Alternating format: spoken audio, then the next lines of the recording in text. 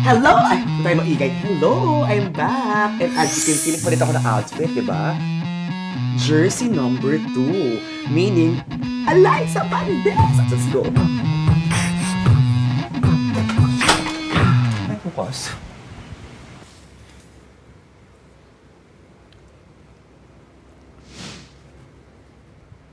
Wow!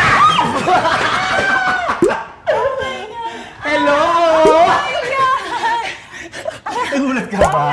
Nautusan lang ako, pero hello, I'm wearing your jersey. Oh my gosh! Nagulat talaga ako, mommy. Ayan, so Ali, sorry, ginulat kita. Okay lang. Ayan, syempre, di ba, nauna ang ating friend na si Mika Reyes. Yes. So ngayon naman, it's your turn, Phenom. Oh, it's right. Sige, I'm ka na? ready. Yes. Ready ka na? So una, kamusta ka? Yun ang pala. So hindi, ang gusto namin malaman, of course, ng iyong mga fans is, how are you at home? Pagkasama mo family mo?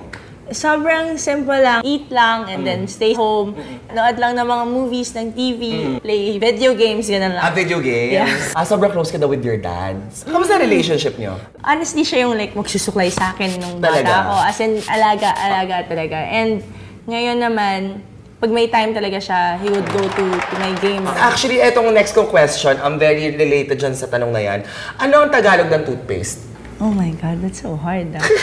Well, tooth is ngipin, and paste is like pantiket. Siguro pantiket siya ng ngipin. Hindi, natawid mo my yun. God. In fairness Sobrang to brainy. you. Sobrang literal eh. Oo. Bakit ba Phenom? Sa tingin mo, bakit binansag sa'yo the Phenom? Actually, I think it's sa UAAP talaga eh. They use monikers for all the athletes naman. Ayan lang naman. Yun yung nagmarka. Yan lang. Kung ako bibigyan mo ako ng title bilang volleyball player, anong title ko? The prettiest of them all. Kung kaya kita idol eh. Galing mo mag-bowling. Ay, grabe! Oo. Sige, maglaro tayo ng game. Ang tawag dito is Friend, Date, Marry. So, bibigyan ko tatlong guys, so you're gonna choose kung saan mo sila ilalagay. So, Terence Romeo, Jeron Teng, or Kiefer Ravena.